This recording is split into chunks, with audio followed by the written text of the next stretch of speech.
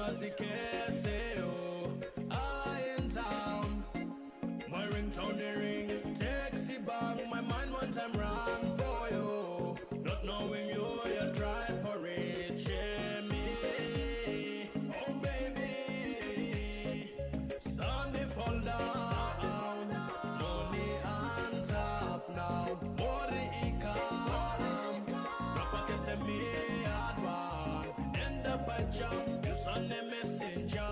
Come for ask me for my number, from this and baby start texting. Make it all plan, for weekend you come.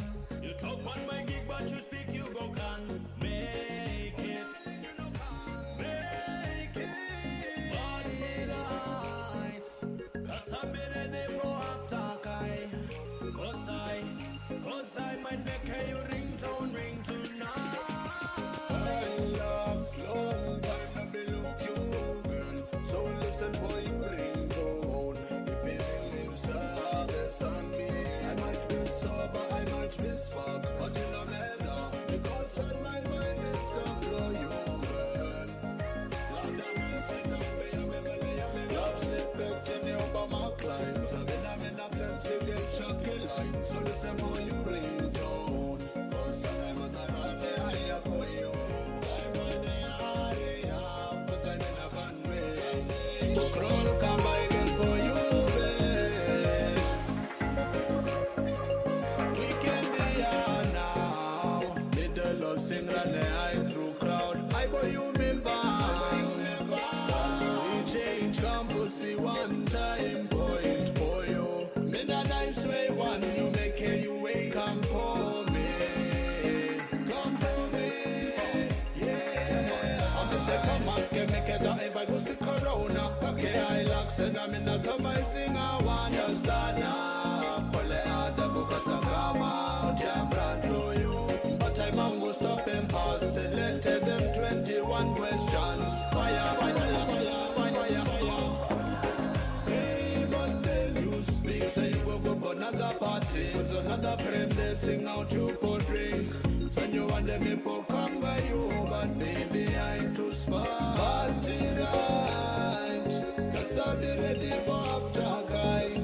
Cause I make you ringtone ring tonight because I love long time to be look you, girl. So listen for you ringtone.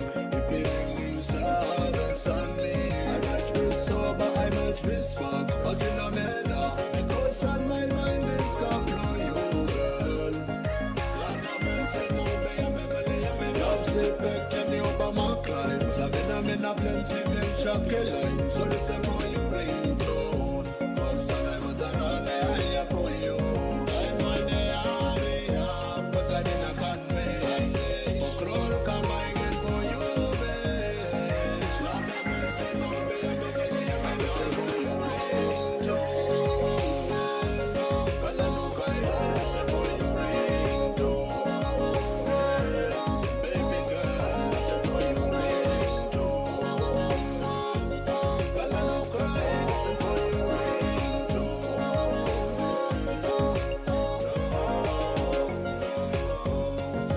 Say you rush into the hottest tracks.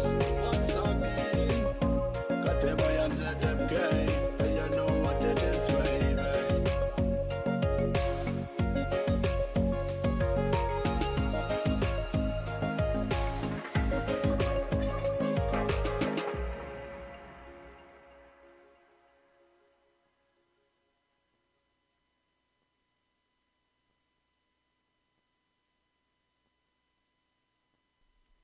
Now tuned into the motherfucking greatest. Yeah. Turn the music up, turn the lights down. I'm in my zone. Sick. Woo. With it. We've been together a while, and I don't mean to cramp your style.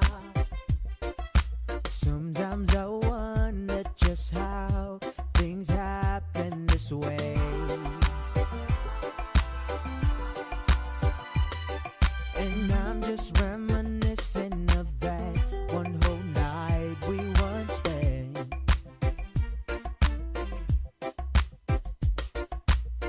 You pick me up every morning. In the morning time. And I'll just be through with the club. I never thought that a girl could love a man so much. I am overwhelmed that baby, I just can't thank you enough.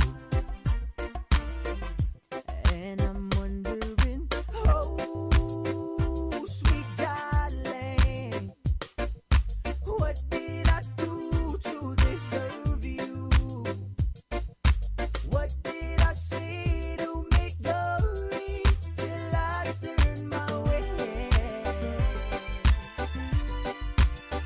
Oh, if only I had the world, I'd give it all to you, babe. Now I'm about to leave for the road, and I'll take you with me in my heart. I said I get down on my knees, get down on my knees, get down on my knees and pray to the Lord you're sure to keep.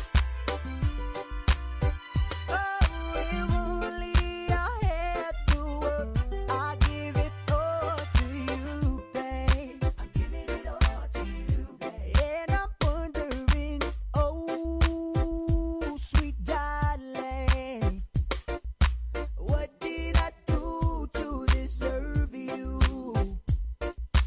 What did I say to make your ring till I turn my way? Oh, if only I had the world, I'd give it all to you, babe. 1 second respect.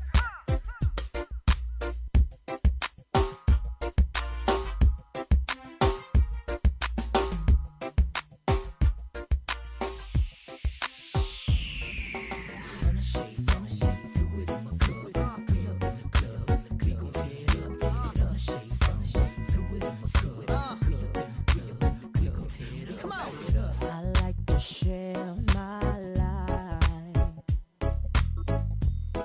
every moment, every day and night. And I just want you to know that whatever you do and wherever you go, remember someone loves you, honey. No matter what, I just want you to be my girl. Someone love you, honey, more than anything in the world. I'm so glad I'm the one that you come to when you needed some more. That's what my love is for. It's a shoulder to lean on, upholding the star. Remember, yeah. Someone love you, honey. No matter what, I just want you to be my girl. Someone love you, honey, more than anything in the world. Someone love you, honey.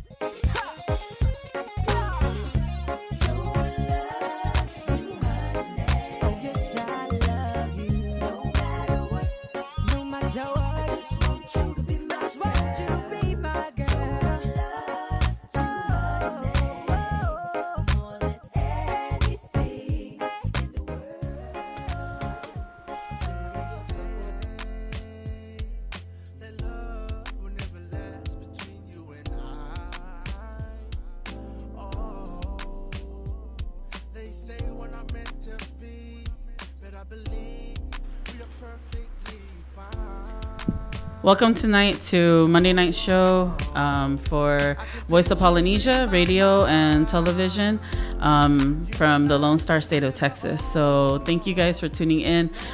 We have been having some technical difficulties, so again, I apologize. And that has also caused us to start a little later than scheduled. But I promise we will get this underway in the near future. So before we begin, I'm just gonna play another song just to get the ball going. Mo talitari me ka o humai ko poni foki o gutau whakatahai mo Euless Tongan Committee Community Committee, and tonight our guests will be members Eunice Finau and her lovely husband Alona Finau. So welcome them to the show, and thank you guys for coming tonight. Te ta e bea tau whai whasi ke osi pego ni ba ka matalewa e tau por ka mamala.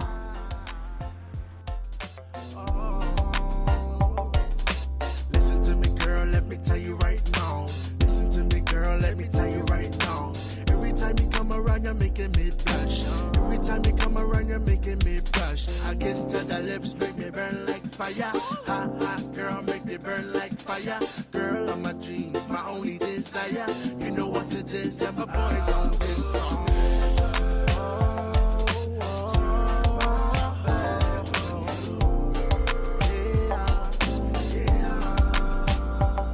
Cause I promised you, girl, I'll be by your side.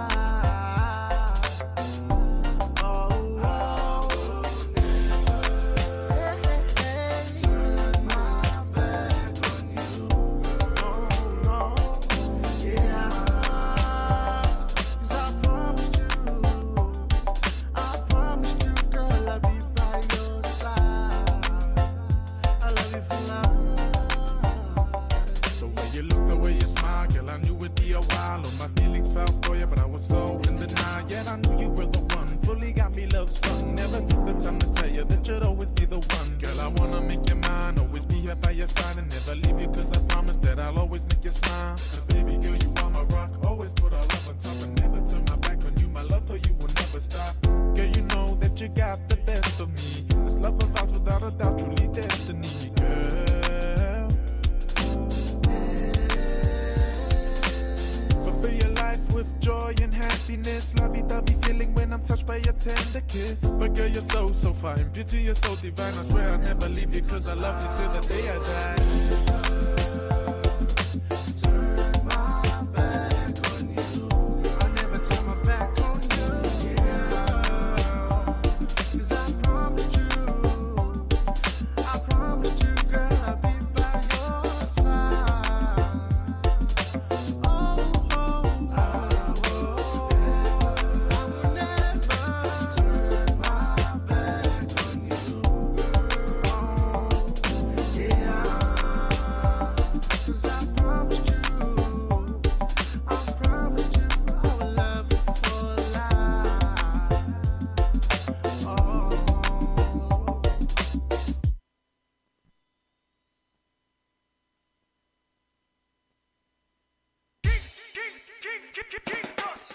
Oh, wait you wait for me, shawty. Slow down. Don't give my love to nobody. Go now. I know I might drive you crazy sometimes. I can never let you go. You are mine. Whoa, whoa. Don't give my love to nobody. Laying here beside you, close as we can be. Oh no, I know what this leads to. the level we go. I know what you need. Yeah. I'm ready to surrender my love. Lay it all on your hand. Give you my forever. Oh no,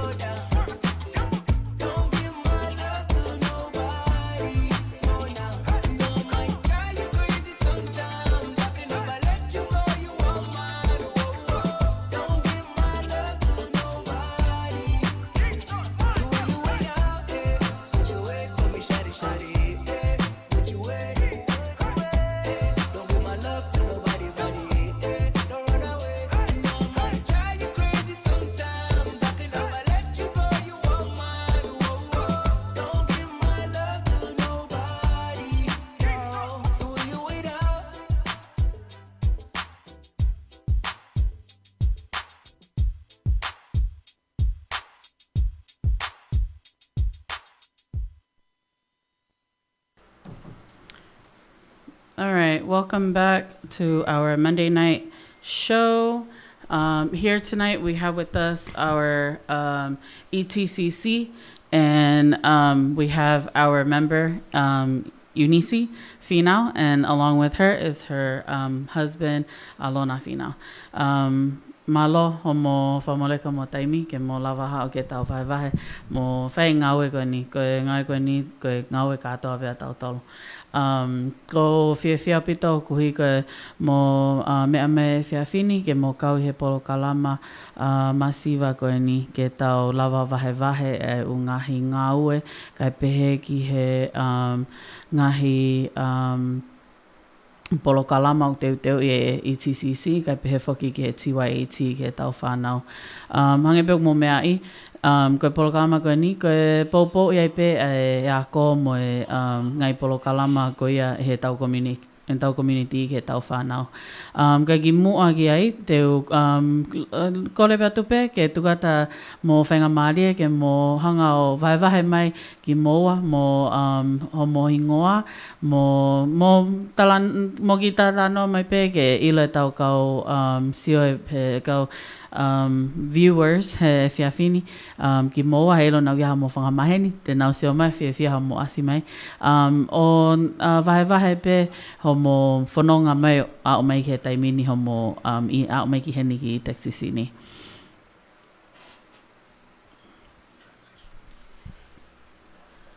Malo au pito ko malo lahi au pito e tuku mai whainga maarie koe ni ma ki maua ke whahoko ai whatongia koe ni ka ki mui ke whahoko ai ki maua ko tomo atuku pe ha whawhetai mua whamalo ki he tui o langi ko ui koe ne o whae mai ki tau tolu tau wausia mai ai whainga maarie koe ni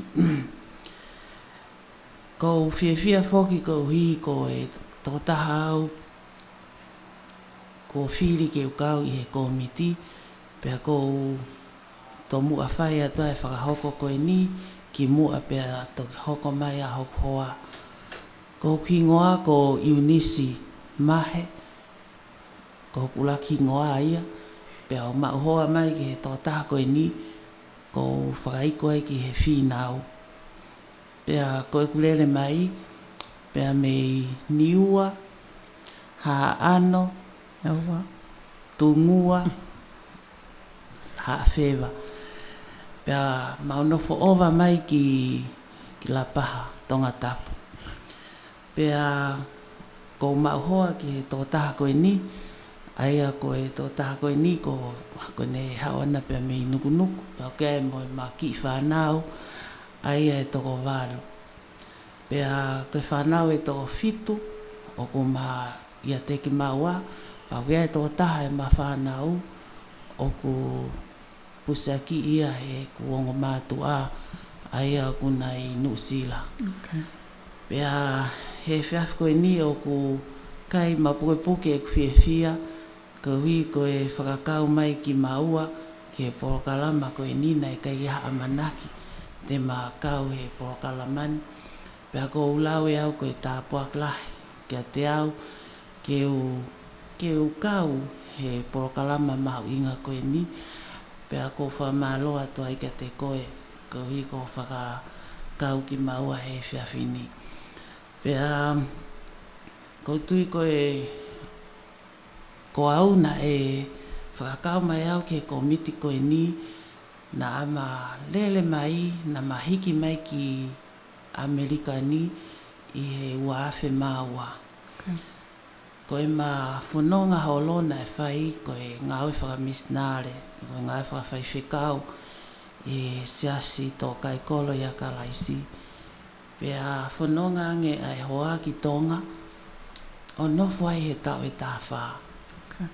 O tupu ai e mamaheni, pea ma tisaiti pe ma moui ke ma alo whai ngā ue whakamisnare.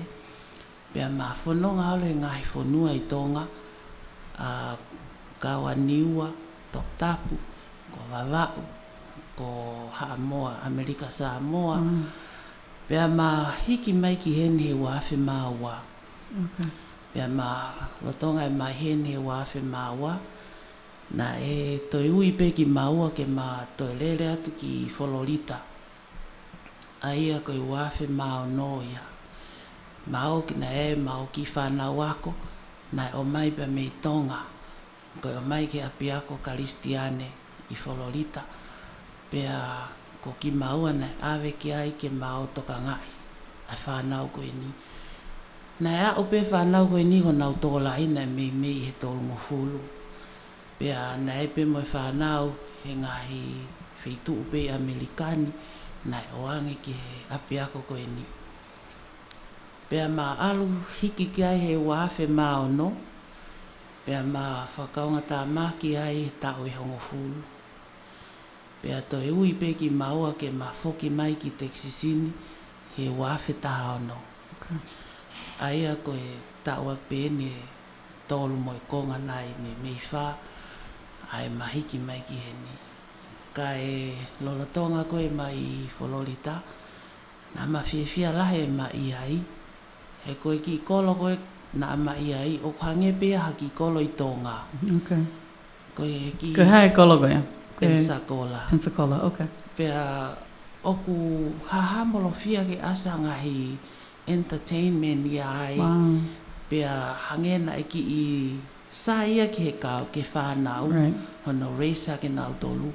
He koe ka whainga ko atmosphere very peace au pito. No distractions. Yes. Pa nau kau au pito he sa ia he ki wheitu. O sa ia ke whanau. Kai taim tatau. Ko au ia nā kai keu lata. Yeah. He nā kai ki hakau tonga whewhe ia. Mon. Ko te alu koe ke whare koloa, ko te sio pe kakai, ko kakai muri pe. Nā ku misi e au e ngahi whioi whakatonga. Yeah. Hange koe whai aho, hange koe maari, ngahi mea kou te alu o whiohi ai mo kautonga. Yeah. Nā ku misi lahi au pita. Ka neongo ia, nā kai ha choice. Right. Pau pe ke te mui pe he tā au koe nai o mai. Pea ma whainga maari e ai o mai ki ngā ue ai hoa ki he airporti. Okay. Nā ma whakaampe ke aha ki ngā ue pe he, ke malawa whewholau a ki tau te whito, ke ngahi mea whakalotu, ngahi mea whawhamiri. Lau tonga koe ni ngā ue koe i eni, nā e puna nge pe ki Pensacola. Okay. Whepuna aki pe, pe hao ka tuunga, mau lere at ke mau ki whataha whakalotu, nā ma ahovare no ui ki maua, ke mahiki mai ki heni. Nā ma fia lewa, ko hui maha, ko hui o ko Kene ngā ue. ngā ue heni, mau no whakataha. Ka wea fia lahi a te au e ku hao ke potuni, ko fia ko ulawa o usio ke kautonga, pa ku iae ngai whiohi o ku whai, o koe ke o mahenia mo e kakai tō lahi. Ko ia. Ka ko whi alu peha o kau he whiohi. Yeah. Pe koe hapea whai ngā whiohi a o pe koe whamiri, pe tai whamiri, ko loto pe ke o alu. O si o whiohi mo e kautonga ai, ko wina aku mis lahi au pito. Ka ko whia pe, mole pe na ko whakaloloa. No, you're fine. E whawhini ka ko e anga ia e ku e ki i whamatala whekau aki pia mo e tuunga ko ene o ko i ukau ai. A ko whia he toi kau mai ke community. Yeah. Toi lau e au ko e whia lahi ke mo i. He ko kau au pito he support au pito ai mea whakatonga. Ai ungaanga whakatonga mo e ngahi. Hapea whainga mea whikau aki pa mo e mea whakatonga. Ko whia au pito au ki ukau ai. Kai ke he ko e ki tala noa pe ia. Whikau aki pia mo e pia mo au. Okay. A koutu pe maa te wang whainga maa. Ia, toange pia whenga maari a lona ke ki i vai mo i tautau. Ia, o tai ke ki, kore ke uwhanga i ngai tal whatapu ko tō peu whaid me i wharen ka e ata mō ke whaaho ko te whakakata whatongia lea ko ni. Ko hingoa ko ālona whinau, ko ku rere mai me nuku. Houma, mo whahewa, masila mea, tataka motonga, pa ko whakaunga tāmaki e ngau e whawhai whekau I sastoga I kolo, hane koe mea nei lawa ke hoa. Haki mua ia nau ku kawau he whanau hako tupu pe o Texi Sini. Tā te whito I Trinity, he walu ono. Pa hoko ki whakatamaiki. Nei o me pureanga Texi Si ka te au ke u alo o ngā ipo pula tā hongo furu. Pe koe au ki tonga. Pea tipota ia e whae ki tonga ke alo wanga rerei ai. Pa ato o ngā I tonga o me he iki e whainga maari e ka te au ke toi hū ki he ako. O hū rewa ia ki he korislawenga maari e. O tonga e kui korislawenga maari e na ku whawhonga ia e pureanga I he mala e he tolo. Pea mo e hopo akau. Pa koau na kure ko ti tonga I he walu hiva I korislawenga maari e pau. Toi hū ki kuchwhawhai ako I he hiva whā. Ko maari mau hoa e ko hoa hiva tolu, pau hū ki kuchwhawhai ako I hiva whā. Pau whai ako I tonga hai he hiva nima hiva ono. Kai ke koe o mi ewa whai maari ka te au ki u whawhonga I pureanga tonga I he mini game. Pea mo e Oceania game nei whai ki fish. O mi e whai maari ka te au ki u hoko I pe ko e whai ako sporti I he pureanga tonga. Pea nau whai ako sporti ai me hiva tolu ki he hiva fitu. Pau mao ki ha moa hiva walu, hiva. Ma toi whok mai me ai ki tonga I he wāwhe, pa nau hoko re wāwea ko e tokoni whai ako ki he tima ka pūru koe ko o kolofo au, na mau tau koe he wāwhe, na mau top 4 ai. Ai a ko e top 4 ko ia ko lawea maarie, pea mo whas mau whanga, pea mo kolofo au, pea mo Hateiho. Kai ke ka koe au na ku fitness coach I he ngai taimi koe na whai aku sipoti ai. Kai ke u ngata pe he ku fitness coach ki he spoti a terita ka nau toi kau ki he fitness ki he ikaretahi I he hiva walu. O stainge ke coach ko I ni he I Trinity. Ko lai be ngai whai maari e coach ka ko os pepe os whiunga te. Ko e whai ngā mea whoko te au ki ha whai ako. Ko I te whia mau ki taia second place. Yeah. Whia mau pe ki taia first place. Paka pau rewa, koe kau whanau ako ia. Whanau sipoti ia te nau whakau na tau ki he ua mo e tolu. Ko o se taimi, ne taimi a koe whai ako ia koe tuki I be mo. Vevela e ki whai e whatongia, koe whawhonga e pureanga. Kai ke koe taimi neo ko whai holo, kai ke tupeke tau tupu koe ni ke nau hoko te nau tore ngai whatongia. Kai ke koe angai e ko whai whatongia e ma e panau.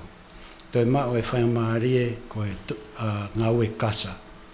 Ko ngau e kasa na whai ke nuclear power plant, mo e katoa e all the industrial construction jobs, ko e chemical plant, ko e food industry, ko ku mea na whai ko e kasa paipa. Okay. E nau hinga pe alu ke ngau e kasa ko pehe. Whai e pe whi au hi a kōia. Sio ki tonga hai, sio ki atere, sio ki toloa. Kai ki maula matou I lawe maari o whi au hi mo tamai ko ni koe.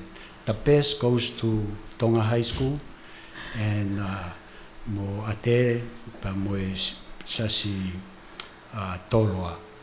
Kai ki maula matou re ako whakatamai ki mau whi au hi mo e kalas ko ni.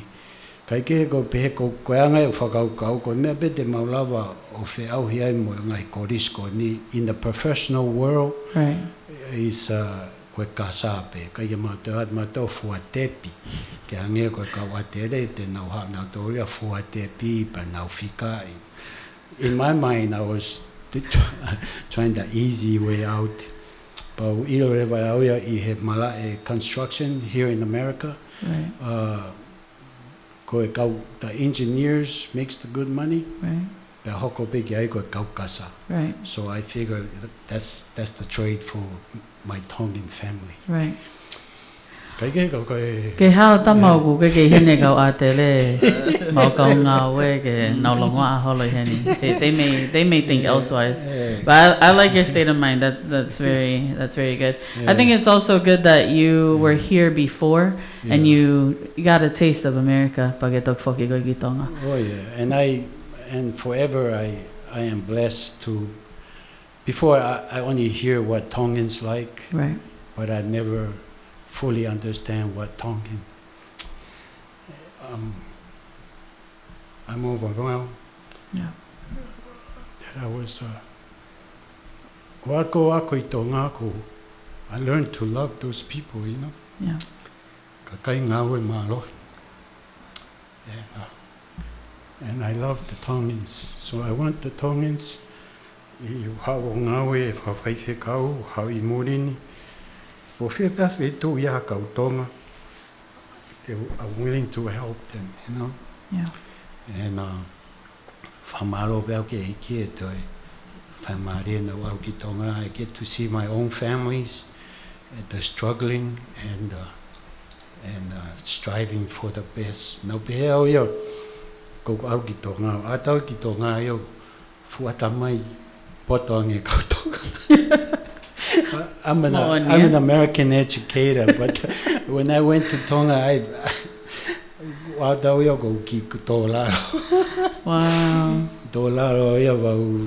And then I learned to respect the Tongans as an educator. So, alona, nai whaile I koe I murini? Io. Okay. Now, whaare au I ha moa pa mauhau ebe mataurea ki hen, so Samoan was my first language. Okay. And Can you share with us ho ngō mātua?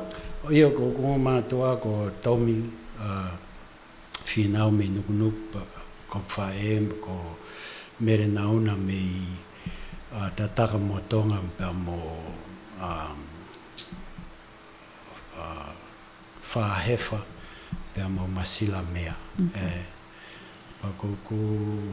Ko mātua na hiki mai ki heni.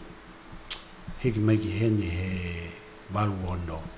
Na mau hiki mātua he walu wā me Hawaii ki St. Petersburg, Florida. Okay. O mau nofo e ape ka watafe I St. Petersburg. Right.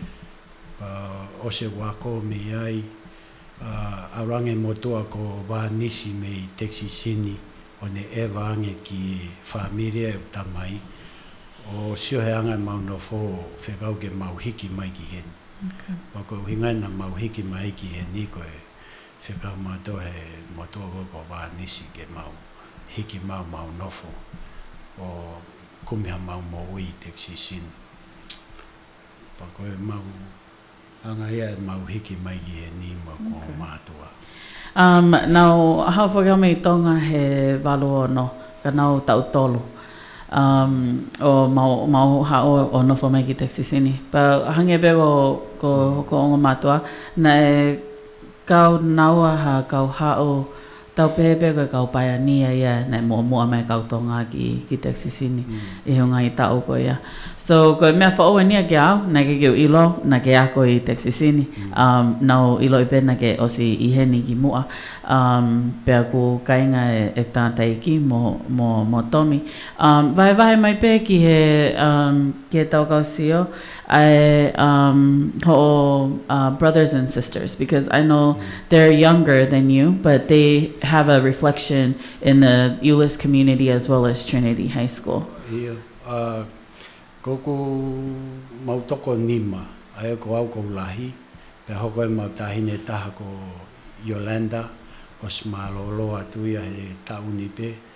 Pe whikaua ki ai ko mau tahine taha ko Erisipa, o ku nai ako pe heni Trinity pa maane scholarship o alo ako I Texas Tech pa kone matai tohi nai mawai ko e paio kemi o nofo ai pe ia o mauho ai pe ia I Texas Tech pa mo ki te hina e taha ko siope nai ako pe moia heni I Trinity o maane scholarship o alo ako I Texas Tech pe moia o paio kemi pe moia pa ku ngā aue atu ia I Maryland.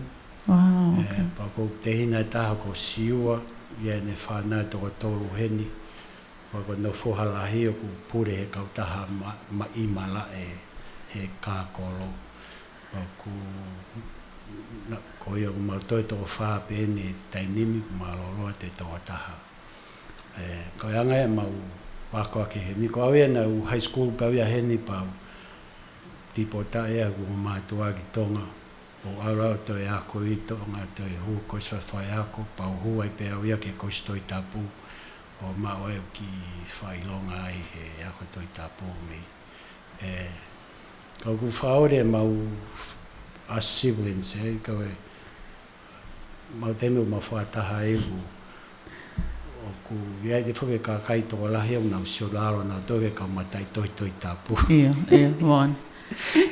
But it's not the case with us, Right. so ko pante hina ku na respect. That's good. That's good. As they should. As they should. Nai kau ho o hono whaafoki koe ko hangai tā puaki lahi. Ka koe ke mauhoa whiwhine whaofa te iam ho whanau te alo hoka tō ako moho whenga. O ke maoai ai whaafuafua a Amerika mo Tonga.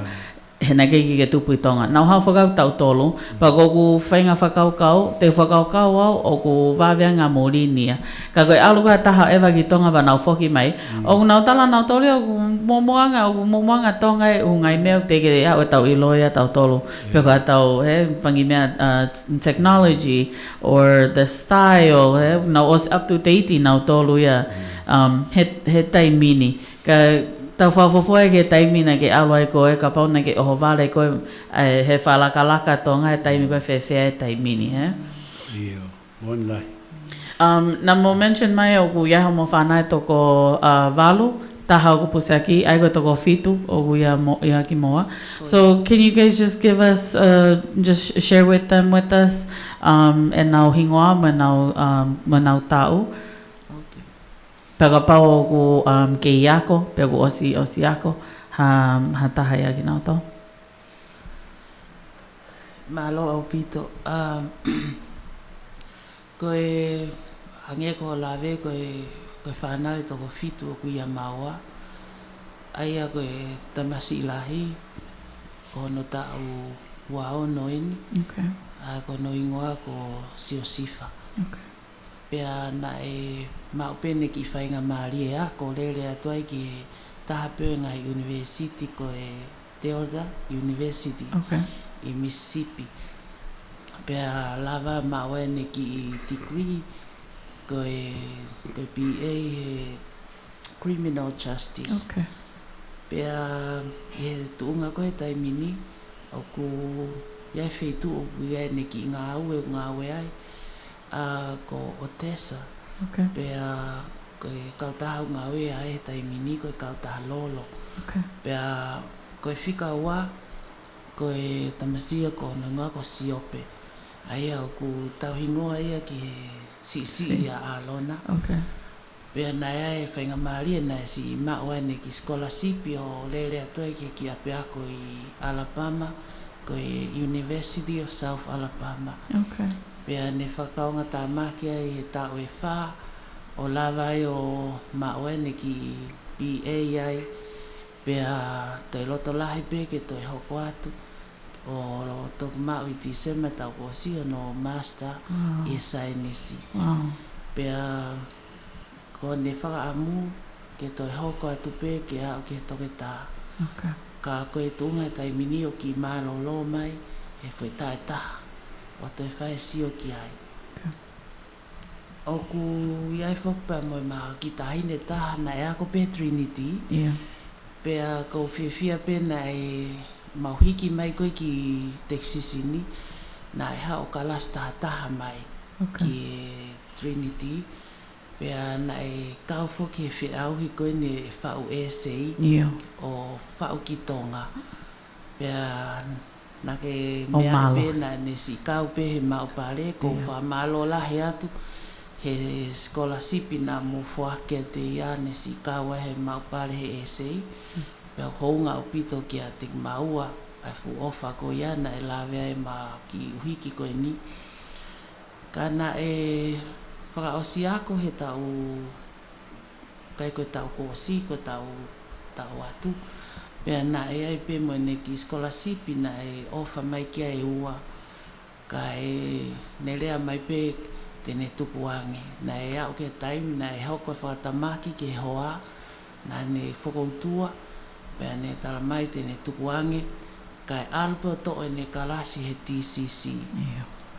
Pea toki ai osi e tau fo'ou. Pea toki hoka atu. Ne pehe e hoka ki he UTA. Okay. Aia koe ne tau mua ku o whakaamu ke alo i he political science. Okay. Pea koe anga e ne whakaamu mo ne tau mua ka koe ke ilo koe hatukunga e awat ki ai. Pea koe taha e whanau, koe tahine taha ku wako e LD Bell. Okay. Ia ku lotonga kalas taha. Okay. I went to LD Bell.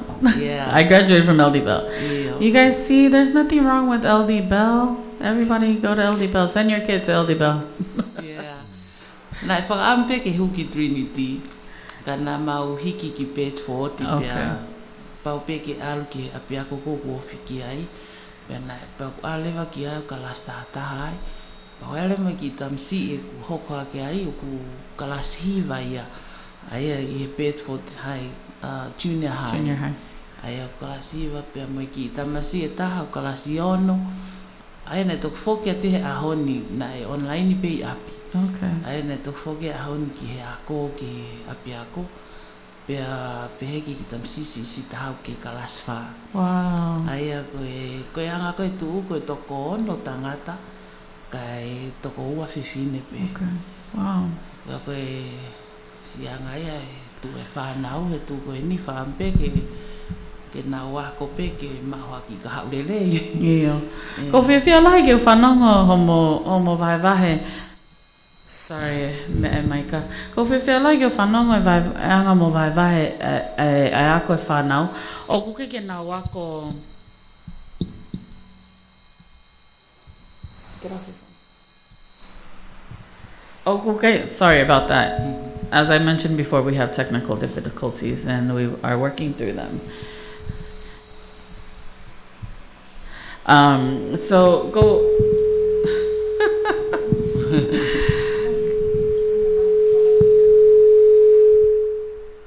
Go fia you're hired. Ko fia ke vai vahe, ko fia ke whanongo e anga mo vai vahe e ngai tunga ako mo whanau. O ku te ke mo mention pe ko hinga nau alo ako ko ha whainga maalie i he akapulu pe ko e spoti. Ko nau oko ako na nau scholarship pe na nau scholarship ha whainga spoti. Iyo, koe tamasi ilahi. Na e mau e ne whainga maarie i he scholarship he akapulu. Okay. Pea koe tamsi whika wana e toi mau pe mono whainga maarie he track. Okay. He discussi. Okay. Pea koe anga ia koe e na mau koe na scholarship. Peha lewa ho o whewhine. Koe tahine ke te au na e mau e ni scholarship i he track and field pe mo ia. Ta spoti be mo ia. Ko kaureka, I couldn't afford the school, so ko mea nai whai koe a koe nau tōru ke nau lava ha whahinga spoti ke mawai ke siope ka mea lava peta whake o e a kou, but toi lava I stafak for spoti. So that was my motivation of teaching my kids ke nau lava o whaiha whahinga spoti. Okay. So my older son, na maani scholarship na ke to a lot of D1 colleges. Kana kai ke certain they all offered but they never signed. Ngata pe ki apia ko ni Mississippi they willing to sign him, so he went. Pe muy le batanga fa now my second son ko fikaua I American he high school he Tiskeston. Wow. So the number one guy was Taylor, Texas. Okay. And he only beat him by inches. Wow. Kanai state Hofo hape ko e. foha Okay. fikaua. Ua.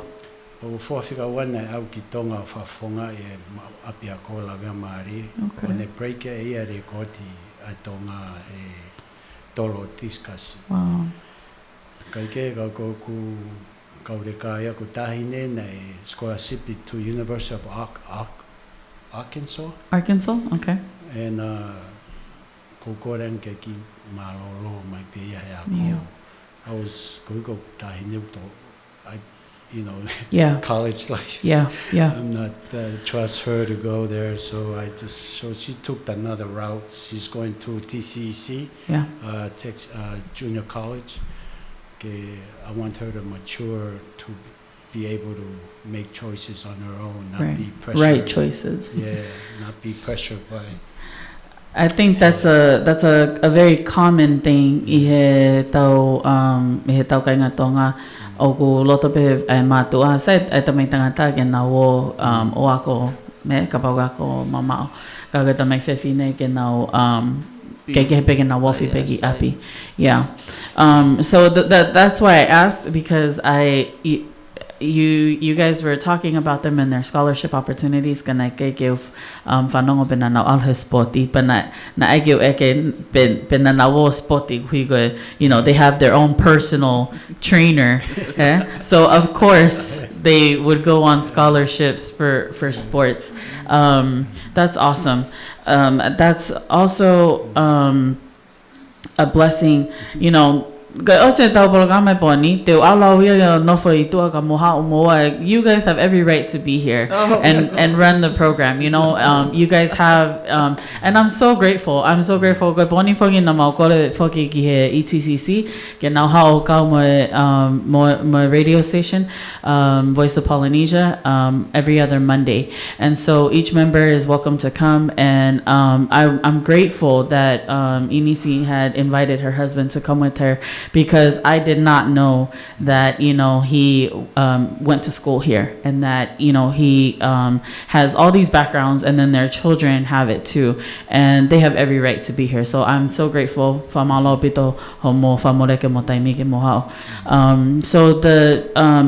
the next hour we'll go in to discuss business for our community, but before that we'll take a break and play some music, and then and then we'll go on from there. Malo apita.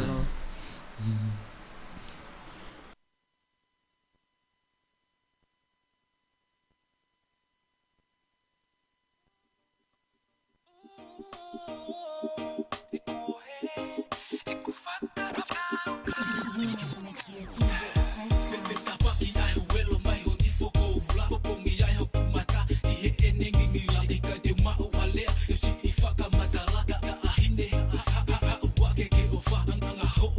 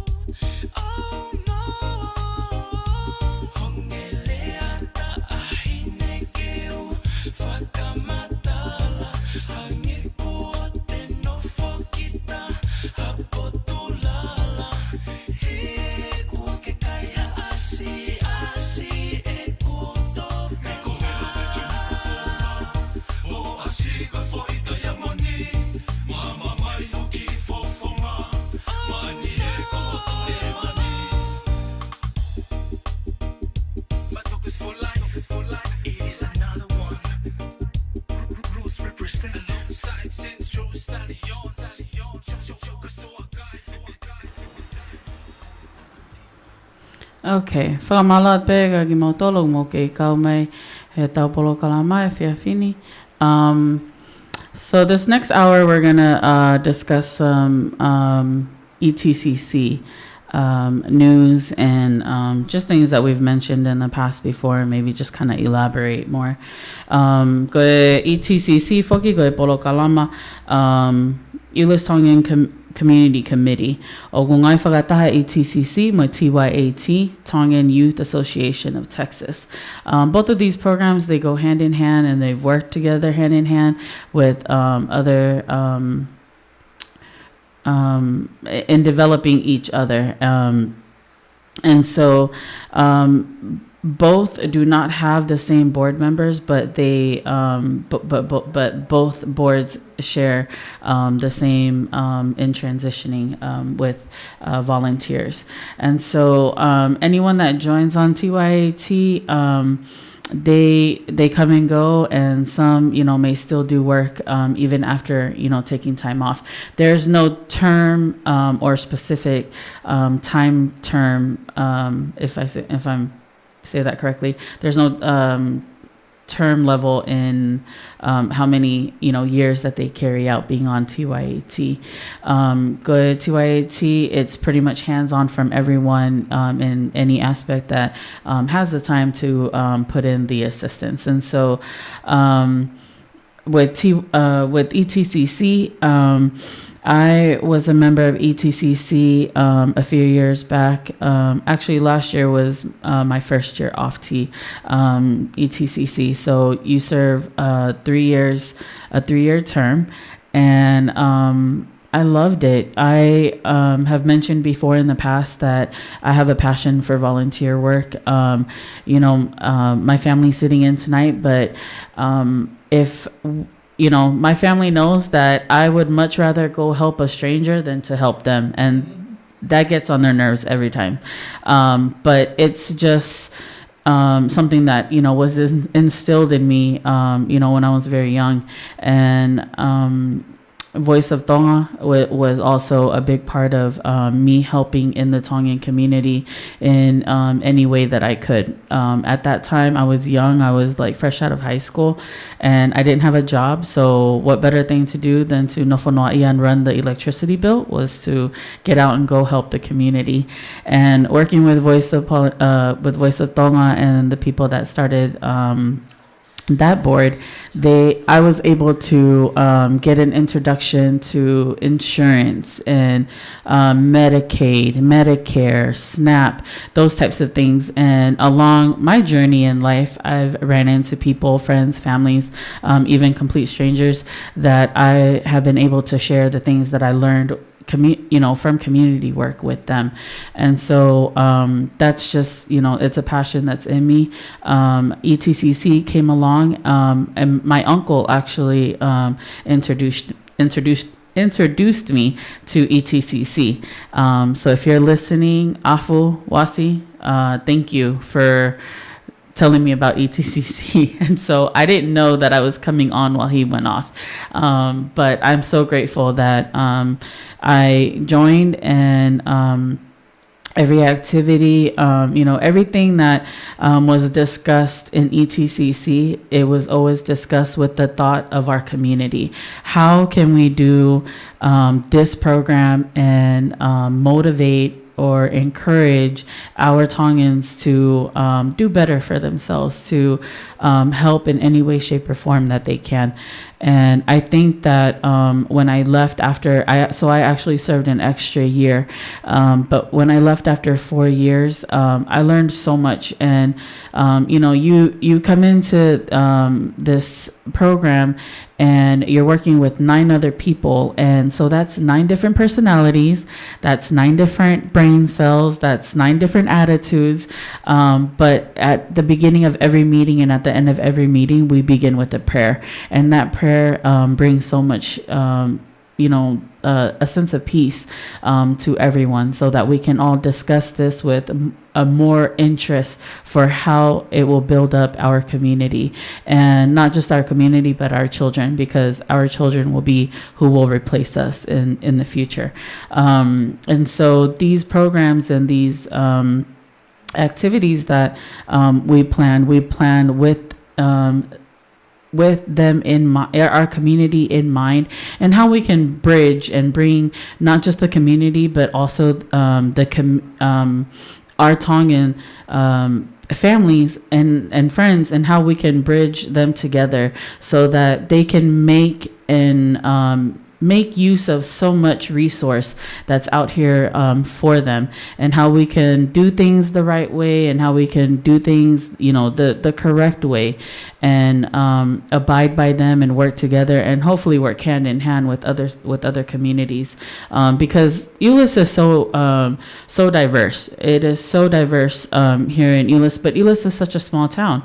I live in Fort Worth, and I feel like Fort Worth is huge, and then I come to Euless and it is so diverse. Like there's so many minorities here in Euless, and I love it. And hopefully, in the future we can all hand in hand, help each other, attend each other's, festivities. I'm sure we'll never get around to attending everyone, but that is the hope and the dream for I'm sure the city of Euless by itself. So when I was serving on the committee, we did blood drives later on, but mainly the main events of ETCC was Halloween, trunk and treat. There was the Christmas lights that they do every year faithfully with other small business organizations that are here in Euless. And working hand in hand with them gives a introduction and who they are and who we are, and encourage them to come out. Also, so that was October. We would do the trunk and treat, and then in November. So October, November, December were always busy because these same events took place every year. So October was the trunk and treat. Couple weeks after October trunk and treat was the diabetes walk. The diabetes walk was in November, and we encouraged our Tongan family and friends to come out and join this walk because so many Tongans are affected by diabetes. So many family members are affected by diabetes, and a lot of times we don't react to take action until it's too late. And sometimes I mentioned in my last show last week that about educating yourself for health reasons.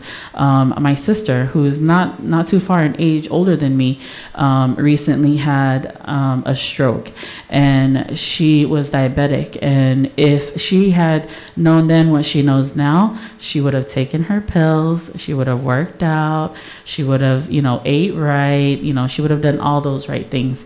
And I think when people come out to the diabetes walk, those are things that are introduced to them. They're taught to them. They're taught to our community so that we can take those back home with us and apply it. If it's not for me, it's for someone else in my family, and so I should share it with them. So the diabetes walk would be that, and then the Christmas lights, along with other small businesses, and they just do a walkthrough with trailers, and have the Tongan community. If there's Zumba, they'll come in right in the trailer with their children. Last year we were able to do a cultural. We were able to do 2 cultural events. One of them was a pohiva. And what we did, we have Tongan kalapus out here, and we invited them to come out and share their music with the community. It was the first year that we did that. It was kind of like a trial and error. So any mistakes that we made then, we know to correct them for the next one. But overall, we had the event. It was a success to us because it was our first event. And so after that event, our other cultural event that had been planned and pre-planned and planned over and over in the previous years was our Tongan Flag Day. We were very anxious, yet we were not certain that this event was going to take off the way that it did. But with a lot of prayer and work from our ETCC and everyone that in the community that helped, that reached out with a helping hand, small businesses, Poco Food, Anna's Grill. I'm sorry if I can't think of the other ones that showed up that day. The Moakiolas, they had a food truck that came out. We also invited other dancer performers to come out. We had such an amazing turnout. We filled up the park, and we could not have been more grateful for everyone that came out and shared that day with us. It was the first in so many years that we had a Tongan Flag Day, and so hopefully after COVID this year, next year, we will have another successful event along with other events that ETCC will plan, I'm sure. But also, again, going Awegoni, it always needs volunteers. Inisi was, Unisi nage kau he tauni, ko rak tau ani, yeah? Go, yeah. Okay, so ko nage whanongo I he ETCC, mea hai pe me fe ko ilo na gels vai ko ha pe ha polo kalama e haka inga tonga o ke loto ke alokau o tokoni pe ko kau mo ki na tolo ko ha faunga na ke whanonga I he ETCC ba ko ha uhinga na ke fe kau ai I he polo kalama ko ni Malo au pito. Koe ulak polokalama pena ku ilo I koe ki polokalama koe na ETCC. Koe whakaafe na e whaiange ki o mausiasi ki he pōhiwa. Okay. Ai tō tupu. Pea koe whakaafe na e pehe, koe whakaafe pea me he ETCC. Pena kai ki ilo I au koe ha a ETCC. Koe mea pe ko whanongo pehe koe community tonga. Pea na mau fia leo ke mau alo kau he pōhiwa ko ia. Aia koe mei koe ngahi siasi ko toa pe na whakawhi. Pea o fia pamau whanonga lewa o kau ai. O ilo ai koe community tonga. Aia o koe ke lau siasi. Right. Ha whaahinga taha pe Right. o ku manako ki he whakataha kautonga. Pea fia mau ke nau iai he pōko ia. Pau alatu ko o sio pau fia pau whapapau pe hokloto. Koe ha pe hawhainga mea pe aito a kautonga. Te fia alpe o kawai pe o ku fia mau au ki ai pe kai. Pau pe ke u support ai programa whakatonga. Pea I he tauni, nā ko hovale he tāange a ofa. O whakahoko ange pe kou loto, ke u kau mai he community. Yeah. Pea o hovale nā kai ke u amanaki ki ai, pea ne whakahoko mai kwhia mau e toko ua, pea ku oku paasi ke u kau, ko toi eni pe kou loto ki ai. Pea tāange whau pito o whakapau mo whia mau au, ka ko ku si o hifo pe aku ko ku wakai pe au ke ki whine motua ko ni ke ke u ilo pe ha hinga mo si fie mau ai au ka ko tu ata pe au ke u kau ka pau ku me na ko fie ai au ke u alo popo ke ha polokalama ka tonga pe pau kamata ai ko pe si ko hai au ke nau fie mau au ta ma ko poto ha fainga me Peo kamata I pe talango hoa te u alo kau he whio hiko e ni. Be neongo pe kia hau aonga ke whio hiko e ni ka te alpeo tu peo pou. Peo hau ko kau mai koe he ulak whakataha. Ko hu mai pe ki loto ki atmosphere whakataha. Ko ngoi pe na feel welcome me ke hau kau he whatapa o ngole ko fia. Pa o ngoi time tatau pe ko ngoi pe ka te au si o hifo ka au ke tau au ke kau he komiti. O ke ka yo fi unga ke nau hau kau. Ka time tatau pe ko tali pe ai ui ko no fai mai ka te au e. Pe a ko ilo pe ko e whahoko mai o whānai pe he ko e tau pe tolu. Yeah. Pea ospe tau e tolu, te lava pe o te au tiki tua. Pea e lava pe ke te mālolo he tau e taha, pa te lava pe o foki mai ki loto. Pea nge ko e tau ni ko whanonga au ke toko tolua pe o nau au ti he tauni. Pea o fie mauia ke whiri toko tolu ke nau whetongi. Ka ko au ko pou lahe a pito ke si kautonga ko ene o nau whanongo mai. Yeah. Ko hi ko whaampe o kai ko halau si asi. Ka ko e kautonga tau tolu. Ko mea pia taha maalo te tau whetau la ke ai ke tau whakataha. Ke nau hako sapoti ki ai polokalama e kautonga. Kai ke tau sio pe ko hai o kutaki pe ko hai ko mea pe o kutau ilo ko kautonga tau tolu. Pa ko hange ko whamata ko whaambe ke uhu. Ke ukore atu ke kautonga ko ena mo fie volunteer mai ki he whatongia ko ni ke mo hao ke tau tu whataha. Ke tau kau whataha e tu whataha pou. He koutui ko tau pou ko ni ki he kautonga. E toi sio pe tau whanau. Te nau arohake pe o toi mui pe mea. He whainga taa tau whanau he tunga tai mini. Tau whaampe ke nau kau mai pe, mui mai pe, mea tau whinga ki ai. Ka neongo ia kou kau au he, o kou kau au, I count my blessing he foi tutuni mai koe ni ka te au, ke u kau he komiti. Pa ko toi pe ko lau taimpe, toi pe mahalo tau e ua. E moe konga tau au te atau ka hu mahataia. Ko whawhiewhia. Ka ko whiewhia au pito he kau ke pokalamani. Pa ko kau au he 100% support e au ia ai mea whakatonga. Pokalama ke kautonga. Malo. Pa ko ia pe. Ko tui pe e waweni pe hanga i taimi e wha o kalasi, pe ka o kalasi tui pe ka mea. Mahalo e whau ia i ho tale ni tite ke toki ilo lewa e hinga nei kore atai ke kau he community. Mahalo ko tatawa mo koe o ko au ia o ke o potau ha whainga ngau e nima ki ha mea whakatonga.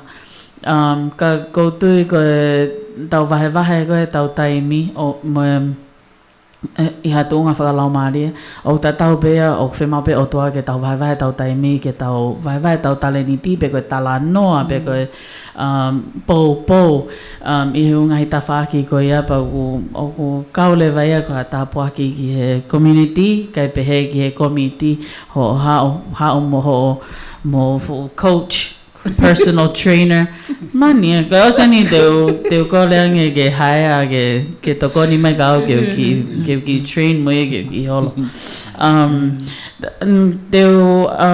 to pegi te fa ke taimi ka alona ko polokalama fa ki he monite o ko te whakawhei koe ke toi whoki mai ke wahe ho tu unga ako mo ngā ue na ke ki lawe ki ai ane nei whekawaki mo mama mo ho ngā ue koe na ke whaka mama ka ko loto pe ki wahe pe mo tau kau whanongo uhinga na ke pehe o ku ke sio o ao ngā ange ho ala koe o ngā ue he ta whaka mama koe hai ai toko ni ho mea na ke ako he taimi ko ia ke ne toko ni i koe I ho ngawe o ke whai, in these past years, or ai poto ko ia ke maui he taimi ko ni.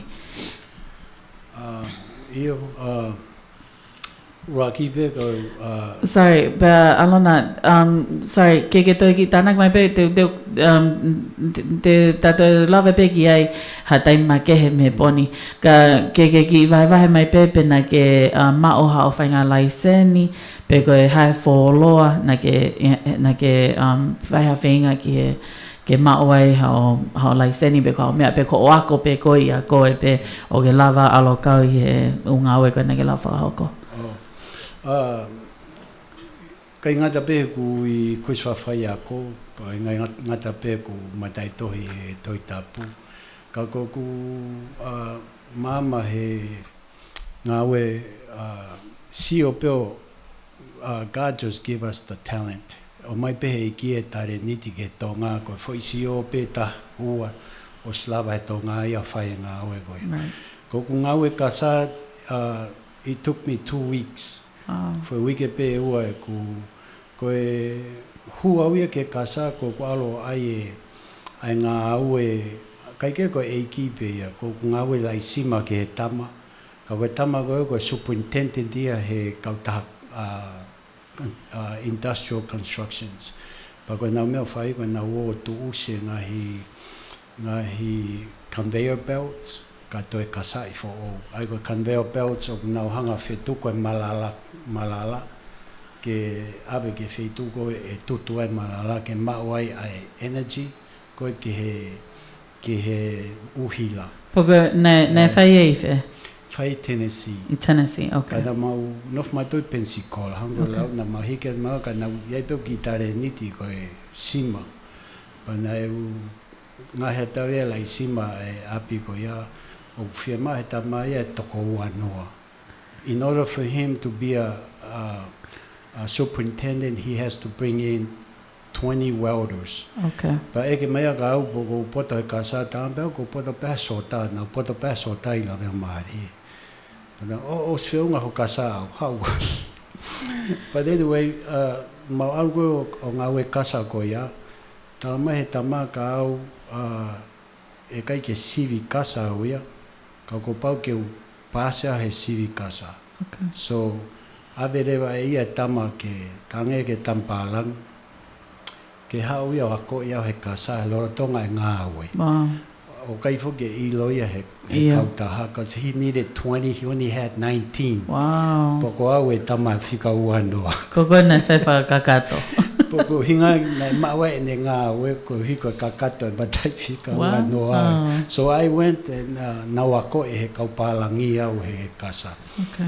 Poko nawako e pe nau tau au tamai nau tau ia. Ko anga koe ngā aue koe Amerikani, it's a white man's trade. Right. Ko ngā aue ia preserve pe mai kaupalangi. Right. O kai ke a koe noa ia kakai ia. Ngata pe kaupa uri una o sohotia. Right. A koe ia he sohotia e kasa. In a civilian, ko tuk tauhi pe mai kaupalangi. Right. And I wanted that trade ko manatu mai. Ki he kautonga. Ke ako e kautonga e ngā hoe ko ia. Right. Because he was making good money. Ko wahe koe nei mau he wike taha koe wāwhi ni mange au. Ma koe whai wahe ko ia ko pe, ka pai te lava wahe bine, lava e kautonga, ako e kautonga. Right. Ke nau poto e kasa, Mo ke oni nau la. wahe wāwhi ni mange au. O tolu wāwhi, whāwhi he wike. So I pau pike e pēu I Pensacola, lava e pēo ako e whānau he. Na private school ko toa e kaureka. That's a blessing. That's moni ho lau. That's a blessing by itself. But o tua be tene lava o ngai whenga tāgo ia. Pe nau ware au ia mo e tama Kristu tuku I Asteria pēr mautou o tama ko viram takau. Toke tā ia he nuclear facilities. Aia koe iwi atomi. Koe masi I o pure he mea ko Asteria. Okay. Pe na mau whenga ke kai ako ia kaureka tonga, mei la venga ke ave ki o ngā au e kasa. Pa te ala mai masi ia koe country kia koe ia o tuk tauhi be mai kau Australians. Wow. And I say we can beat the market. Kau pau banga whānoa kau Australia, horo e whai kau tonga, banga tahani mahe hoa. Kai ke ke ua o te o tori Ko ia. ka repi mo Ko tori ia. noni. That was my impression, so ko me nau piki ai ngawe ka sa. Wow. Pausio pe fulahe kakawe ka ia ku nau more nau taimi he inu ka wā. Ko ia. Something to better themselves other than just doing iate work. Iate is good Right. if you're the manager. Right. Right. But if you're Absolutely. the labor, No good.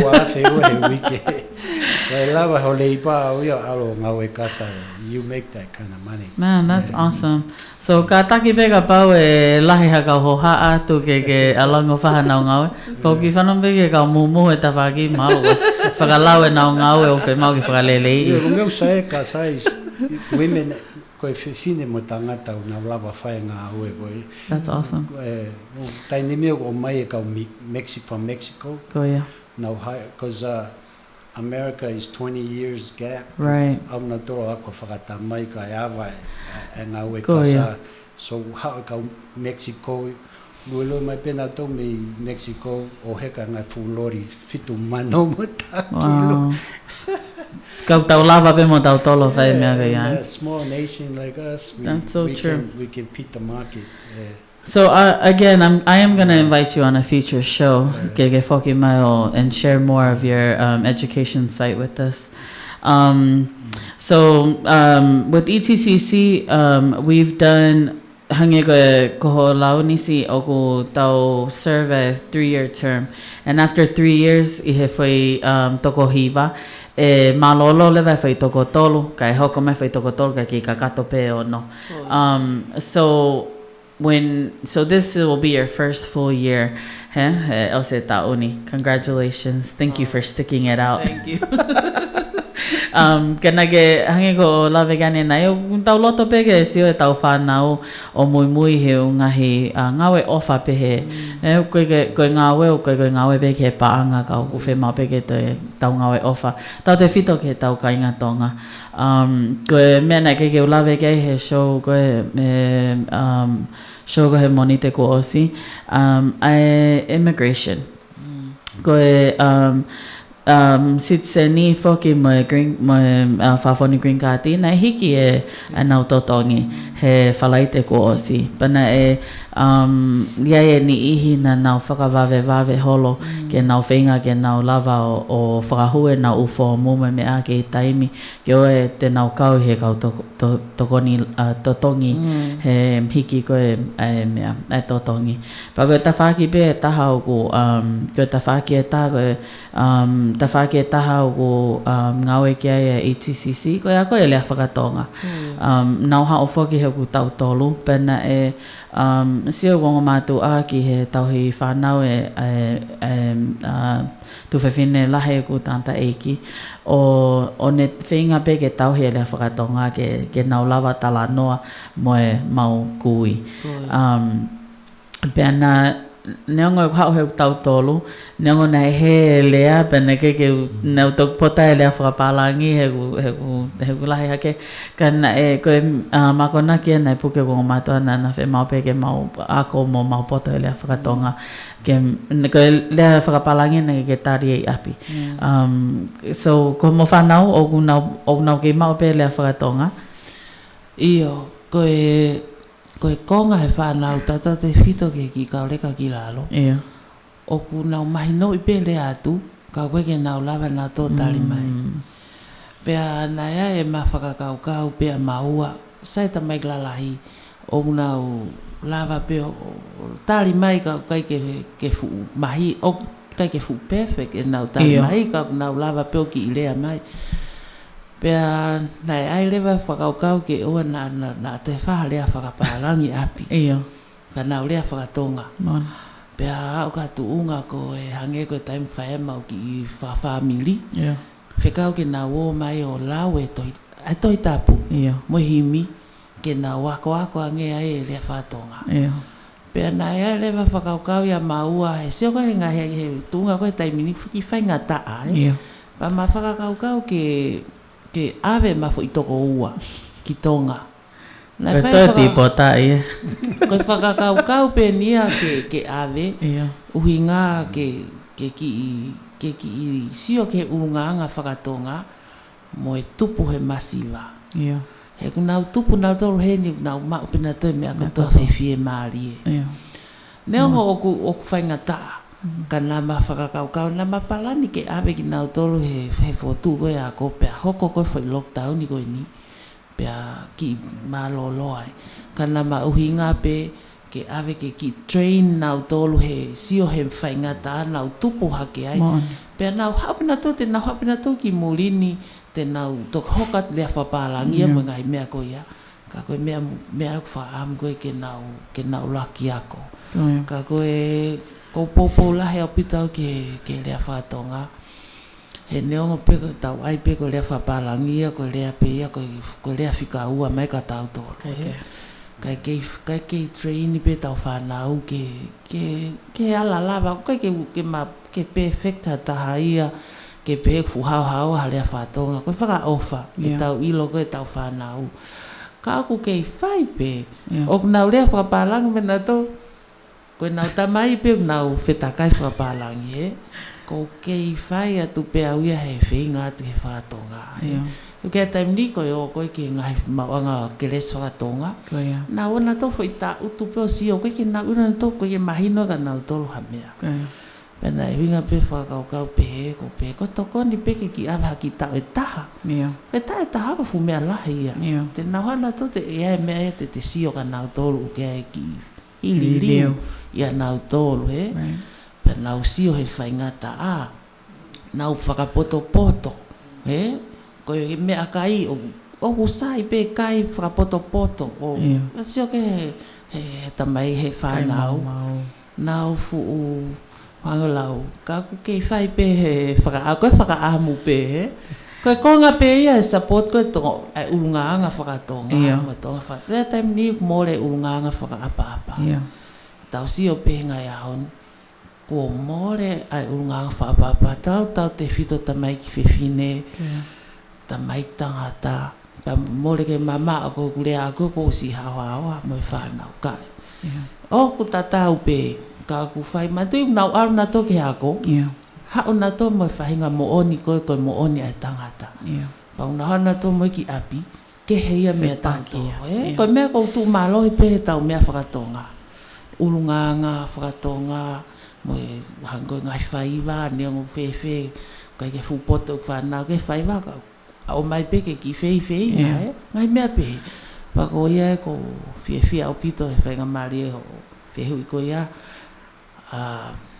ko kei 200% pe au ia ke mea whakatonga ko tui ko koe te ke whakahoko e ai ako koe mea whakatonga i he ETCC lea whakatonga mo tau he urunganga whakatonga mo ni lahi ho pito ko ngai ngau e ki he kahau o ko teo kei e ETCC ko toi whakahoko e Diabetes Awareness Fun Run mo walk event hange nau lawe gane nai ko porokalama ko ni o whai he November mahina November he ko mahina November ko Diabetes Awareness Month ia ka ko hui ko COVID e ko tui e kanseri e tauni diabetes walk also ko mea ke COVID o ko ikai lahi hangahi polokalama e komiti ko ilo ko e polokalama pe taha nei lava ko o whakahoko he tauni ko e blood drive na e lava pe ki ai e kau hau ki mua ko e blood drive ko e niok mahu inga ki he tau community he ui ai e kau tau leleka pe ko e kainga tonga pe i Texasini tau te whito ki Ulesini o ko whema o e toto taimi ko ku nau ala ki wharimahaki pe ko nau puke whema o me nau toto paka paulewa o ke mau e nau blood type i Texasini o paulewa ke nau whee ke naki i he ungai state ke he i he database pe o kumiha match ki he blood type e toka taha koe ni pea toki seni mai lewa mi he wheitu uko ia tau te whito pe ki he whine eki na e hoko tonu ki ai heni Texasini pa koe uhinga e na e kawai blood drive koe ni koe polo kalama whakatau ki he ETCC ke ofa pe o ma'o hane match I Texasini kai tau te whito pe ke community ke o te lava whina I koni o tari ki ha toto me ha whetu kehe o ku wha moi mai whakawakapuna o tari ai hangahi aho ke tokoni ki he taimi o ne whe ma'o e toto pe koe alagi whanmaaki koe whakamalo pe ki he ngai pōpō kai pehe ki he kau tokoni kotoa pe o kunau kau mai I he ETCC kai pehe ke TYAT hange ko lawe ki moa ko I TYAT o ku keke nau ai whaka committee nau toluia kai kakai koe na nau tokoni I he kamata anga o kunau kei tokoni pe I he ngai ahoni pa koe tau e nia ko tui na kamata e TYAT I he wafe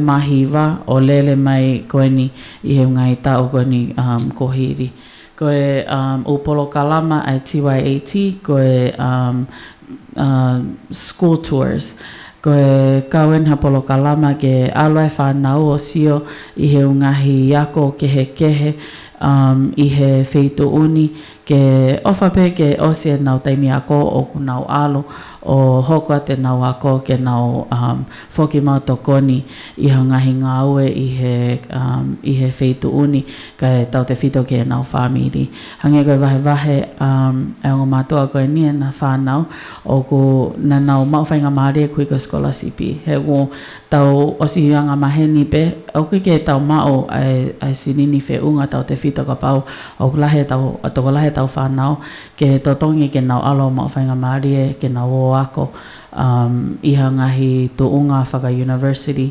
ke tokoni ke whamiri ka kuhi koe nau tale niti koe sporti te ke lewa mātua whanau I he tawhaki koe ia ke kauia koe tokoni ki he nau tuunga ako pia koe me alahi ia o ku koe ke whatonga e whanau koe whamole ki pe tau e wha taimi sisi au pito ke whatatau ke toinga nau mo ui ke nau whoki mai mo ata mai o toi ki I māmange mo nau te mauhanga he ilo makehe ki ha tuunga makehe o nau whe alu o kau iai pa ngai ahonia koe te alu ko ako ka pau koe tau whakatata pehangi koe criminal justice ho foha ka pai alu criminal justice o heke ke ha ui au whe mau ke whai alu pe ke whai tawhaki pe koe ia koe ngai ahonia ko te mau whenga maari pe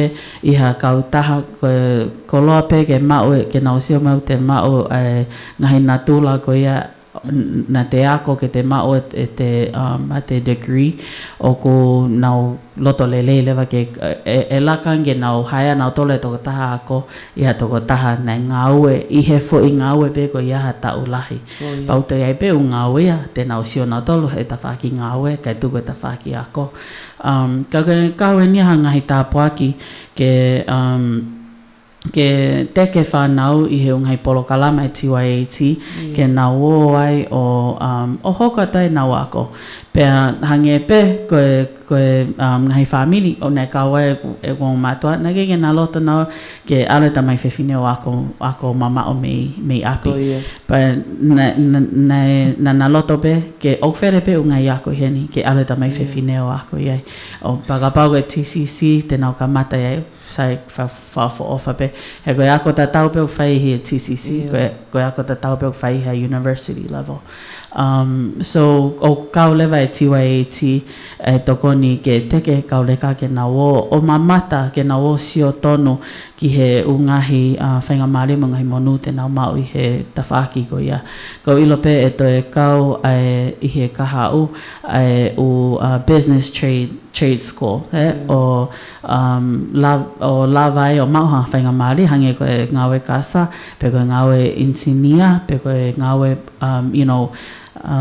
ai uhi la hawhainga mea pe I ha taimi no kai mauha laiseni ke nau o whangofua ke nau whai ungai ngawe ko ia I ha nau kautaha beia ki nau tolu pe ko ha kautaha o toi lahi ange. tānaki mai pe inisi ha ngahi ngawe o kumo teo ke whakahoko e ka hau ka pau. Ke hange ko lawe koe ni na whikau aku me tau whanau whiwhine. Koutui pe hange koe skolasipi koe na mao koe ku tāhine. Yeah. Na e kau pe hokoa e pōpō ke alo e tāine out of state. Yeah. Ko au ia na kai pe ke ulota o ke mawahe. E ku whanau whiwhine me o tawhaki. Iai pe e ku uhinga aku whakawha e ki ai. Yeah. Ka koutui pe na e ai pe uhinga e tangata e ki ai. Yeah. Ke mawahe. Yeah. Pena na tu malohi pe na wai ta whakua ke mao ha scholarship whainga maari Yeah. ke mawahe tahine. Yeah. Ko au ia na e talo pe e na whetakai nā ke mawahe ka na e kalo pe mo ui aku. Koutui pe te ke mai no i pe Yeah. tau tuunga e tau whanau whiwhine. Whaampeau ia ko hapea ki api ako e ofi kai nofo pe ho tau tawhaki. Ko i ko te sio atu ke whitu e aru ki ai. Koe ke te ilo ki ta ea pe koe hae mea iki ai. Yeah. Pe hoko ki Paroparema hange ko lau whautua e hoa. Yeah. Koe fo i mea ia na e toi liliwa e loto koe tahine ke nofo. Yeah. Ka kou tānoa pa wia koe ke pe kou whakaloto si i au ke ngai mātua. Yeah. Mea whaitelia pe a ata e mo te whili. Yeah. Ka koe hange ko la we mai. Nau kaua ia e wha e kou loto pe a ke nofo i whanau whiwhine u tawhaki. Haki i ako pe ia e lava pe ke nau whai mea tatau i hoto tawhaki mo e api ako kou mamao. Right. Pe a hange koe tā talanoaha koe ngau e koe ai ETCC. O kou whiewhia au pito kou hao mao e ngahi ilo fo ou. O hange koe mo uilelei koe health. Hange koe talanoa koe ke education ke hako. Pa mo e tānoa ke ungaanga whakatonga Yeah. ke culture. Pe a koe hua atu koe i Sanuari. Pea ki i kamata pe mako ki i whataha pe ua. Pea hoko koe ni ai COVID-19. Pea kaire ke te lava koe hato e whakataha ia. Pea o au mai ai pe koe ni ki taimini. Kaire ngau e aki pe Zoom. Ai whataha. Pea kai ke fuiafu mea whewhe taimini. Kau kai ai amanakle rei e ke kaha u. Yeah. Ke ngau e koe e whai ETCC. Yeah. E hane awa koe a lockdown ni. E ai ngau e lahi e kou amanakle lei pe au ki kaha uha taimi e awai. E lava le whakaata ai ngau e koe koutu e lahi au ia. O ku iai pe kautonga i o tau whonuani. O ku keike nau supporti mai ai mea koe ni, prokalama koe ni. Pea koe tau whakaampe ke kore pe ke kautonga ke nau whamole mole pe. Ka nau tu mai pe ke tau tu whakataha. Yeah. Ko wi ke tau pōpō ke whatongia koe ni. He koe wi koe kautonga ki tau tolu. Pea koe tau tu whakataha ku tau ilo lewa e mahalohi lewa e tau tu he tau ki whonuani. Pea ko os look forward au pito pea wia e naite. Ki e kaha ua ngā ue koe ni ai tonga. Ko kau, ko whiewhia whoka hange ko tawha koe ai diabetes. Yeah. E ko hui ku whakatou suka lo. Okay. Okay. Ko hui koe ka ui he mea e tokonia ka maua. O ke ngai ilo fo au, ia ngai mea ke tuku ngai kai ke tuku. Pa ku kau au pito e porokalama koe ni. He porokalama ia o ku toi whakalahi e ku ilo. Yeah. Ki tawha koe ni. Pa kou tui pe ki whaita e tolu koe ni te iloto ai. Te ua koe mea lahi au pito. Pea me komiti koe ni. Pa kou whakamalo lahi au pito at kia te koe. Ko i koe whainga maari o ke tuku mai. Kia te maua. Ma lawe e whiawhini. Nei kai ki aha maamana ki te ma kau he pokalama e whiawhini. Pea kou iai honga ia au pito ia te au. Ke whafofonga atu whamalo. Ko hiko e whatongia mau inga ko ino e whiawhi. Kau e whai pō tānoa kia ko ini e tānoa mau inga kia te au. Yeah. oku ia langa hake e tau tala noa ke ngai mea ku ma ilo fo o mea te koe pa ku ma fia o pito ma whainga maari koe ni neonga nai kai ke ma ama naki ki ai ka ko pe fo ke wha malo atu ki he kainga tonga ko toa pe ai au nau pou mai ki he ETCC wha malo lahi at ke te nau tol ko hiko nau tuta wha aki mai pe he fo ki ke TYAT kai pe he wha malo fo ki ke City of Euless ki meia kai pe he fo ki ke whai ako pule koe ai Trinity High School ko hiko e ngai pou ko toa pe whai ke tau whanau tō ngā ko whanongo pe ape ako ko ia oku lahe au pito e pou ai whai ako ko e nike kautonga lahe ngai whainga maari anga tau whanau nau scholarship o whawhia oku ki hange ko si oku very close au pito e kautonga ai ta whanau tonga mo e whai ako ko e ni whamalo nisi fuake ngai whainga maari ke tau whanau tonga Ko Mike Harrison whaki ko e pure a ko ia. Ko ia. Pa ko nau raki whetaulaki mo ia mo ofa. I he whakataha whekau aki mo ai ko e pasi ke lava uta e whanau.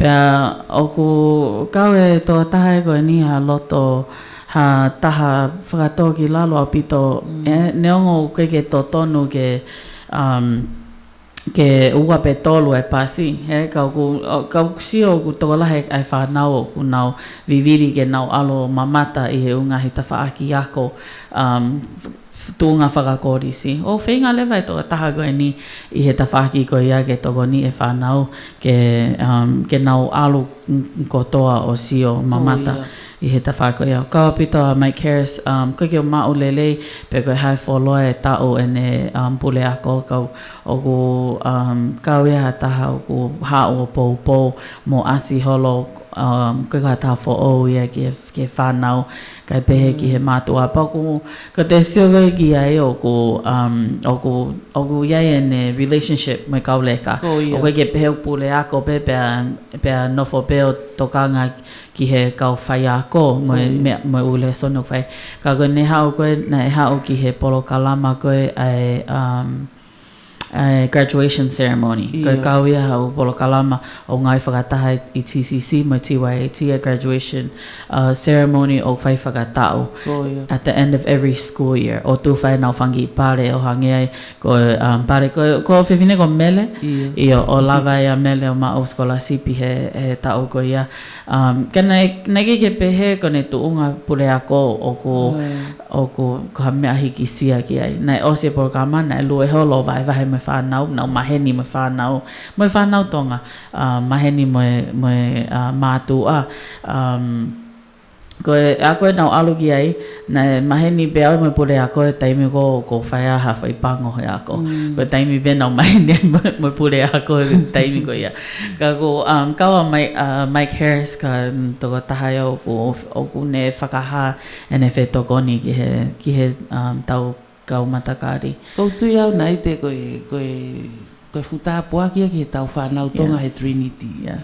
he kuia e toko taha o ku oktokoni ai o tau seata tolu he kai pete ata ai o tonu ke o tai ane skolasipi he tau whanau kai pe ata ai o tai ai ko ia pe ia ka ko hiu ke tokoni o whafo mai he me kau whai ako hange koe akapulu lai whainga maari ke akapulu hange ko tau ki whakataha whoki na tau whetau laki ai koe ni he ceremony koe na kau graduation ina nau toki whiohi ai pa moe meia hange ko Linda Martin kau apito ia ko oho vale he whakawhaingofua koe ai tō taha ko ia ki a tau tōlu kau tonga ta koe na e whai me pe whiohi ki mua mo osi mahena pito pe moe meia Mayor Linda Martin au ne teke upolo kalama whakatonga. Pago Linda Mayor Martin, if you're listening, or if someone that can share with her. Mayor Linda Martin says that she's half Tongan. She speaks Tongan. But they unga whakatonga. She wears Tongan clothes. She wears Tongan attire to our events. But we're grateful for Linda Martin, the city manager, the city councils, everyone that attends quarterly meetings. So ETCC, they have many meetings every once a month, every month for the 12 months. And we meet for about an hour and a half, give or take. And then we have quarterly meetings. And quarterly meetings, I think, are four a year. And the quarterly meetings, we attend with the mayor of Euless, Linda Martin, with the city manager, and city councils that have time and make time to come and sit in and listen to the Tongan events that have passed during that quarter and for the future events. Ogu te kaua mai moe taha pe he community ogu hao pe koe tawhaki vela, pe koe tawhaki polisi, pe koe ha tuunga whakaako, ogu hao lewa toko taha koe ni o tukanga lewa nau ki taimi ke nau vahe hangahi ilo makehe te maulawa o whoki moia ki he community ka pehe ke mau kai ngā lotu o vahe mo ki nau tole ngai ilo ko ia ke pe koe mea whikawaki mo he family, pe koe community, pe koe whanau. And the quarterly meetings, so the mini meetings are just the committee members, but the quarterly meetings is open to the public. And every quarterly meeting, members of the committee the committee will post the information for the quarterly meetings. Ke whakawhi kau tō ngai he tau community ke nau hao o whanongo I he ngahi vahe koe ni mo ungahi tokoni koe ni me ko haipe o ko hao he pōko ia. O tukange pe nau mi te taha nima. Taime ni o lahiange taimi he me o nau hao o vahe mai. Ka ko nau hao pe o vahe mai hange koe tawhaki polisi. Nai hao, when I was a member, nai hao ai officer warrant. So anyone that had a warrant for the city of Euless, nai hao a warrant officer koe ni, o mai ne whika telefoni mo ne hingoa, o ne kore mai ke mau whetutaki ki hatonga peo ne pehe o kia hanau mo ua, o osi aluia o whakalaka he tuunga e ave kita o ngai pōpula I he seila pe koe ni Euless o ngā wei e nau whaitaim koe ka nei ke loto tō taha koe ni ke to'o ai hataha me nau ke whakamawahe hataha me nau family pe koe nau ngā ue pe koe mea ke whamole ke nau taimi ka nei loto hounga ke tokoni ke tonga ke ai ha payment plan pe ke nau tātā e nau tiki te pe lava o tokoni he tawhaki ko ia pa koe ungahi tā puaki ia o kuke ke lahi ha kakai te nau whe tokoni pe he te nau whe mao pe ke hao e tō tākoia ngai pōpula hawai aho e whiha pe ko hau e whiha ke tāna ke sirini e kolo but Euless is not like that. I'm sure other cities they may say they're not like that either but we don't know because we don't work hand in hand with them. So definitely we want to give them a shout out. Also, I want to mention that this month is an anniversary month for TYAT's first meeting. Na establish poki na e whae whakataha fōfua TYAT I o ka topa au taha he wā whehiwa. So next week, so this is an anniversary month ki he TYAT. Pena e toki kamata leva e polo kalama TYAT na nau established leva I he tauhoko I January 2010.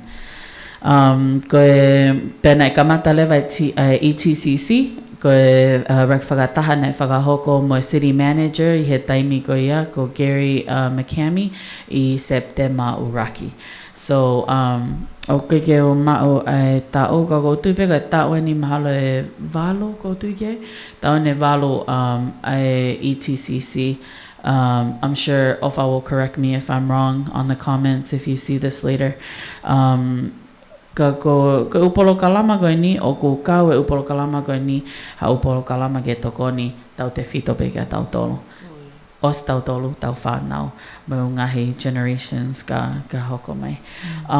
Ko honga i au pito ko whamalo kui ko mo lava o whewahe ho mo taimi mo o mea o ko wako mea ki moa he whiawhini ko wako e mea lahe mea alona ko whakawhi atu ke mau alota mau lalo ke toi whoki mai ha pō tau wahe ai on our education side ke hau o toi lave mo ki tau tolu I he ungahi ilo ke ilo I especially because you went to school here, you're from here, you originated me Texasini to te fito me Ulis, your family originated from here. Panai kawa tomi mo mea ka taha ungahi family na nau fofo mua mai ki he ni I he taha wahi walunga folo. Again, o ko whamalo, lahi au pito ka ki moa ko o whape ke kawe eiki I he tau ngau e o whai ke toko ni I ki tau tolu ke tau mao haiwi whiunga ke tau o neongo ke keha tau tareniti whakanima kau tau alu pe o ako e unga hei mea lahi pakapau koe ke toko nia ki ha taha kehe kau toko ni ka ki tau tolu o kau ia koe tāpua ki lahi. Ko mauhaho ngā lota maulalo whamalo kia ki moa ho mo hao he pōni pa o whape te mo te hao te mo te mea mai he ka hao ke tau lava peo po lave be ke ungai polo kalama ETCC mo TYAT he tau fo o mo ungai polo kalama ko he teo ke mahina ka hao o se COVID-19. But thank you again to our viewers. Thank you for tuning in. Tonight was the ETCC night, and we were very blessed to have the phenoms with us and to share their knowledge and to extend more knowledge of ETCC. Again, we are always looking, ETCC, TYAT, there's so much work to be done, not just in the scene, behind the scene. There's so much database work that needs to be inputted. There's a lot. So if you're willing, and you have the time, again, we'd love to have you come out, extend a hand, and just be part of this journey with us, because this work we can't do by ourselves. Everyone has to join in. With that being said, I'm grateful that we were blessed to have this show, and hopefully you guys can tune in again next week. And on that note, we will see you guys later, and malo pito. Malo. Bye.